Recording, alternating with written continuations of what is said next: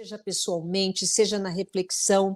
Agora, quando você pensa em carreira, né, nesse futuro que a gente visualiza aí também para os nossos filhos, ou para a gente também, né? Existem algumas competências que estão sendo mudadas. Então, quais são essas competências e o significado do chá?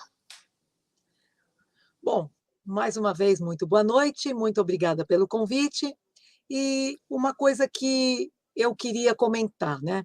Quando eu era mocinha e que eu comecei a pensar na vida profissional, o meu desejo assim mais íntimo, assim, o meu desejo era ser aeromoça.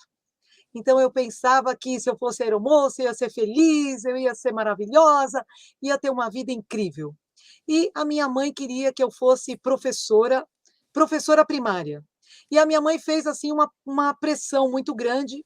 E havia naquela época uma disciplina, quando eu estava fazendo ginásio, e que era uma disciplina que se chamava EPT, Educação para o Trabalho. Tá. Naquela época, os jovens, os adolescentes, eles eram direcionados para cursos técnicos. E Sim. eu acabei realmente fazendo magistério por obediência à minha mãe, né?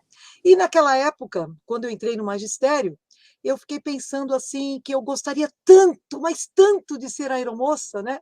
Eu não queria Uhum. ser professora, eu queria ser aeromoça. E aí eu comecei a frequentar o banco do bairro onde eu morava, e no banco que era para pagar conta, conta de água, conta de luz. E eu via aquelas mocinhas trabalhando lá no banco, aí eu comecei a pensar, puxa vida, e se eu fosse trabalhar no banco? E aí eu tive essa ideia de querer trabalhar no banco e eu fui para o Bradesco.